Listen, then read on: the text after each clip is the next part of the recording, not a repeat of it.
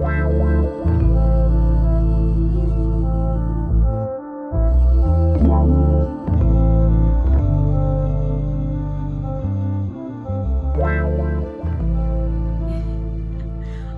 anyway. Hey, What's up, y'all? We are the Juice Box. I'm Jarrett. He's Jarrett. I'm Tana. And we are the Juice Box, as I said earlier. As you can see, this is always raw, without rehearsal. But it's No all rehearsing. good. We're giving it to y'all just as it is. We should probably start we are. rehearsing. No, I don't know. yeah, It comes off more authentic when we don't, right? this is us.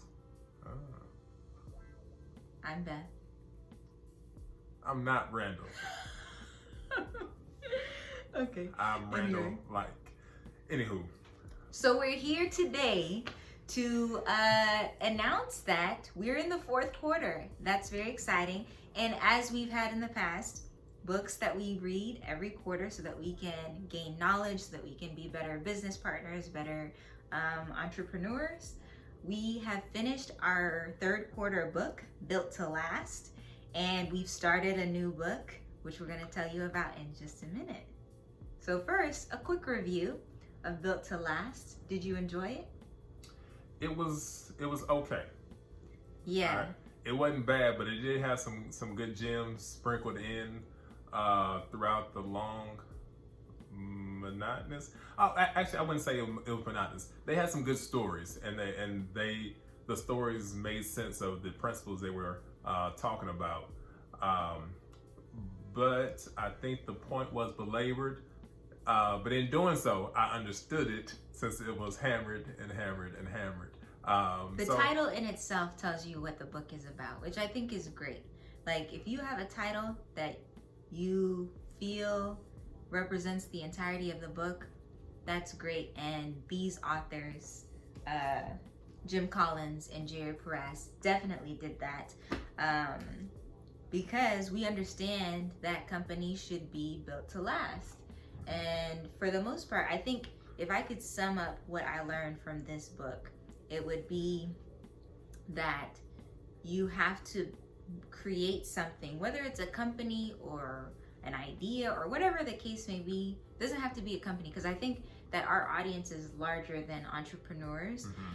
And I think if you were to take one gem from this book, it would be to create something that is long lasting. So the example that sticks in my mind is clock building, right? Mm-hmm. So you don't want to create something that gives you the time for that moment, or is just temporary, but you want something that people can use in order to tell time at any time of the day, right? So building a clock is more useful than creating maybe a person who always tells the time, right? Mm-hmm. Like someone who announces the time of the day. That's not useful. But a clock is something that we could all use. Sure. Yeah, no, that was a strong point. I think that's kind of what they elaborated on, was how to build that clock. Mm-hmm. All the different things that go into that clock that are necessary, but on the surface, we don't see. We don't see all the intricacies. Exactly. And all the things that are within our watch or our clocks.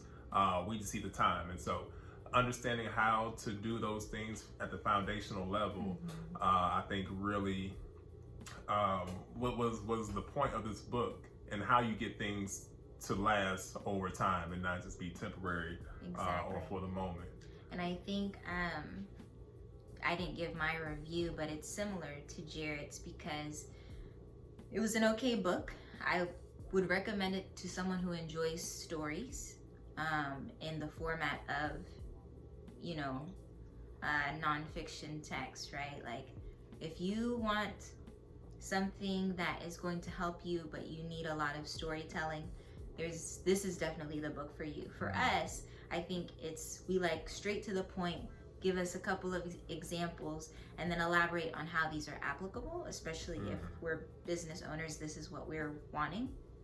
But I think because this book was full of various examples, we got it. And after the first 4 chapters, we were like, oh, okay, it's pretty clear now. But then it kept going, and we're like, oh, how many more examples can we have? But that's not bad. I think it's just a style that, Right. you know, if you prefer that, then you would like it. If you don't, then it would be probably something a little bit more difficult for you to get through. The one example that I do remember is the Walmart example. So you were talking about the intricacies of how a company functions, and I think that's a perfect example, like the comparison between Walmart and Costco, right? 2 very successful companies, but they're the way that they function as companies differs significantly. And if you read this book, you'll find those differences. And it's not that one is better than the other. It just shows that success can happen out of these kind of intricate details that is building something to last, right? So this idea of creating a store where people can buy in bulk and the customer is at the forefront of every decision that's made, and it's not about making a lot of money or pleasing stockholders or whatever. That's why Costco has lasted so long, right? Whereas Walmart has also lasted long, maybe not the vision that Walton, what is his? Sam Walton? Okay. Sam Walton. Bill Walton. And although he has many accomplishments, Walmart's not that. Sorry. Sam Walton may have wanted, because he's long past now, but I think when we understand the vision of the company, it doesn't match what he wanted, but they're still successful when we compare them to a bunch of other different companies. So I think those examples help you understand whether you would be interested in this book, because it is about building companies to last long, and those 2 examples are definitely ones that stand out. You know, I think one of the things that stood out to me in terms of, or how they explain how you're built to last, is being built to change. That was a segment in the book that talked about. So you'll build a foundation, you'll build your core, what your core is, your core principles and beliefs, and that kind of stays what it is throughout time, or the life of that business, or the life of that relationship, or whatever you're doing. But you also still need to have room to change, and know that change has to come. Change will come, and change is necessary. But being able to be flexible and fluid to what the example, I guess, is right now during the pandemic, right? Yes, and so many businesses having to change and alter their practices, or how they produce, or how they get it to market. Most of the companies that survived, one of the reasons they were able to survive is that they were able to change and able to be flexible and not rigid in those ways of life for them. So that's one of the things you do have to consider and really give thought to, building your strong core competency, but also having room and leeway to alter who you are, what you are, how you do what you do. And that allows you to change over time, or allows you to last over time. The other thing that stood out is the BHAGs. And so this is one of their acronyms, the Big, Hairy, Audacious Goals. So a lot of business books, of course, talk about, setting goals and how do you get those goals accomplished. But I think the way they presented it in this one was that it can't just be goals. It can't just be that low-hanging fruit that's easily to be reached. It also can't be something that's so far out of the realm of possibilities that you're just spinning wheels and wasting time and money. But you do want something that's big and audacious, that if you tell someone this, they almost think you can't do it, or you're crazy, or it's not possible. So being able to push yourself with this goal in mind, and that everyone's working to this crazy, audacious goal, but also not just having that goal. Once you reach it, once everyone's pushing for that goal and gets to that mark, you start over and do it again. You don't, I guess, settle with that accomplishment. But that's how these big companies, or just companies that have been around for a while, have continued to be here, is that they continue to set goals and reach and continue to do it the same thing over and over again. And so those examples of BHAGs, BHAG, big, hairy, audacious goals, was very important for us to kind of understand, well, okay, well, can we do more? Yes. Can we push ourselves a little bit more? And, once you get in that mode of doing and pushing a little bit more, you will get there. I shouldn't say that. You may get there. All right. Hopefully you have some of the other principles that they talk about that will keep you around and keep you going and flourishing. But yeah, to keep on doing it. To keep on doing it, set goal and keep on reaching and keep on pushing, so that there's always forward motion. For sure. So with that said, if you're interested in a book that has a lot of great examples of how you can build something to last, we would recommend this book. But if you're not one to take on several examples, maybe listen to the audio, because I think the audio, they have great voices too. The authors actually read this book to you. So I feel like the audiobook saved us, because I think for me, I was like in the middle of chapter 7 and I was like, man, I can't keep reading these examples. So fortunately, my husband had already started listening to the audio. I started cheating. And he shared that with me, and I was able to listen, and it was much better. They are actually good voiced men who can explain these examples with enthusiasm, and yeah, so it was great.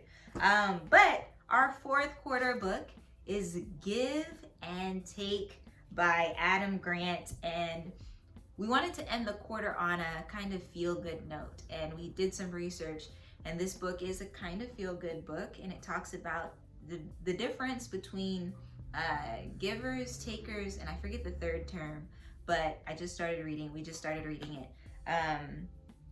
But it shows why helping others drives success.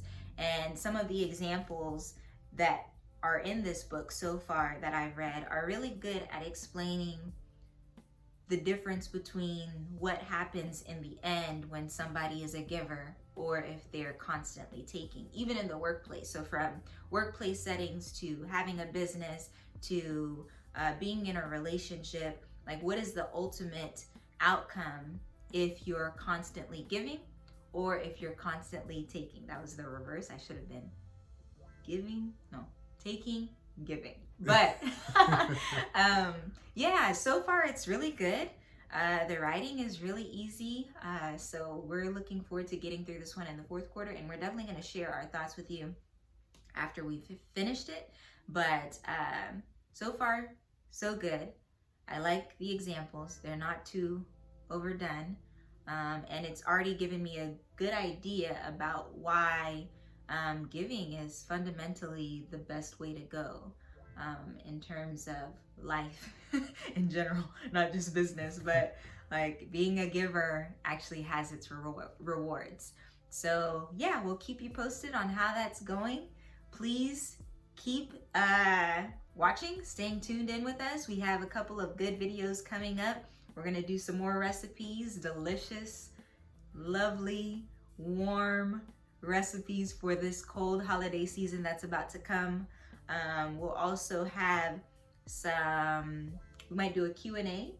We might do a series of some sort. We haven't worked it out just yet, but we are going to be giving you some good content that you're gonna enjoy. So with that said, don't forget to comment below, give us a thumbs up, go to our other platforms, smile, all of those good things, and we'll catch you next time.